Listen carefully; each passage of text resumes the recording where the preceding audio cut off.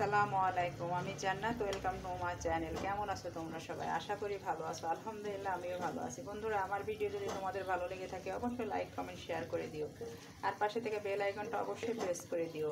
বন্ধুরা, আমি এই যে এখন তৈরি করছি কাঁকরোল দিয়ে, মসুরির ডাল দিয়ে, তার মধ্যে শুকনা মরিচ, আস্ত রসুন, লবণ, হলুদের গুঁড়া, লাল মরিচের গুঁড়া, একটু ধনিয়া গুঁড়া, সব কিছু একত্র দিয়ে এই যে আমি এখন সুন্দর করে এটাকে রোস্ট করে নিচ্ছি। নিয়ে এটাকে আমি শিলপাটাতে বেটে নেব। আমি এখন এটাকে ভর্তা বানাবো। এই কাঁকরোলের ভর্তা খেতে অনেক ভালো লাগে।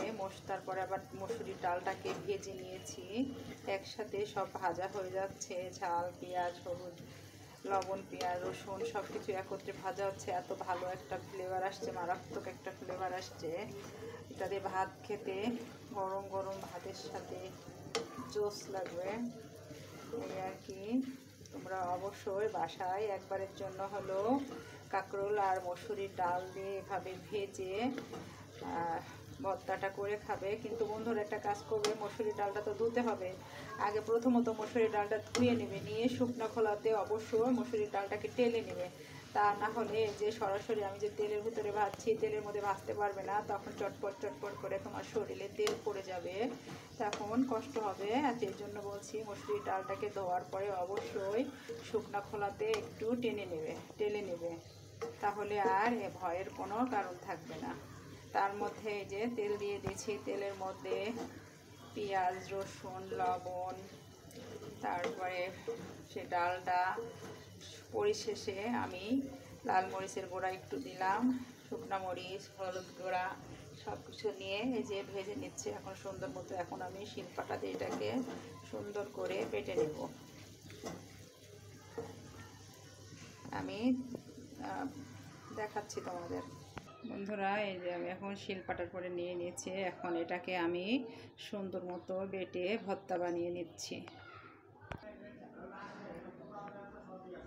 বন্ধুরা, এই যে আমি কাঁকরোলের ভর্তা রেডি করে ফেলেছি। কেমন লাগছে বলো লুকটা? আর খেতে অসম্ভব মজা হয়েছে। তার কারণের ভিতরে মসুরির ডালটাকে আমি ভেজে দিয়েছি। মুখে পড়তে এত ভালো লাগতেছে, এত ভালো একটা ঘ্রাণ, মারাত্মক লাগছে। প্রতি মুখে দিতে দিতে মনে হচ্ছে একটা নতুন নতুন একটা স্বাদ আসতেছে, এত মজা লাগছে খেতে। অবশ্যই বন্ধুরা, তোমরা একবারের জন্য হলো বাসায় ট্রাই করবে, তাহলে ইনশাল্লাহ তোমাদের খুব ভালো লাগবে। আর বন্ধুরা, আমার ভিডিও যদি তোমাদের ভালো লেগে থাকে অবশ্যই লাইক কমেন্ট শেয়ার করে দিও, আর পাশে থাকা বেল আইকনটা অবশ্যই প্রেস করে দিও। তাহলে কি হবে, যখনই নিত্য নতুন ভিডিও আপলোড করব আমি সাথে সাথে নোটিফিকেশন চলে যাবে তোমাদের কাছে। বন্ধুরা, অবশ্যই তোমরা এভাবে কাঁকরোল দিয়ে আর মসুরির ডাল দিয়ে সুন্দর করে ভেজে তারপরে শিলপাটাতে বলো আর আমার ব্লেন্ডারের ভর্তা মজা লাগে না। আমার শিলপাটাতে বেটে যে কোনো ভর্তা খেতে, এক আলু ভর্তা ছাড়া হাতে মাখা আমার কোনো ভর্তাই ভালো লাগে না। সব শিলপাটাতেই আমার করতে মজা লাগে আর খেতেও মজা লাগে। তাই তোমরা যদি পারো তো অবশ্যই শিলপাটা দিয়ে তোমরা ভর্তাটা বানিয়ে খাবে।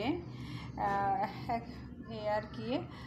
আর অবশ্যই ওই ভাজার পরে, যখন ভাজা শেষ হবে সেই মুহূর্তে একটু শুকনো মরিচের গুঁড়া, একটু হলুদের গুঁড়া আর একটু ধনিয়া গুঁড়া অবশ্যই অ্যাড করবে তোমরা। তাহলে এই যে এত সুন্দর একটা লুক এসেছে, মারাত্মক একটা লুক আসছে। দেখতে মনে হচ্ছে যে এখনই দুই প্লেট ভাত খেয়ে ফেলবে যে কেউ। আমি পারবো না। যাই হোক, যে যেমন পারো সে সেমন করে খেয়েও আর কি। এত ভালো একটা রেসিপি। বন্ধুরা, অবশ্যই তোমরা লাইক কমেন্ট শেয়ার করে দিও। বন্ধুরা, তোমাদের কাছে অনুরোধ করছি, আমি বিশ্বাস করো অনুরোধ করছি, ওর ভিডিওটা লাইক দিয়ে দেখে নিও, পুরোপুরিটা দেখো। এই আর কি। আল্লাহ হাফেজ, আসসালামু আলাইকুম।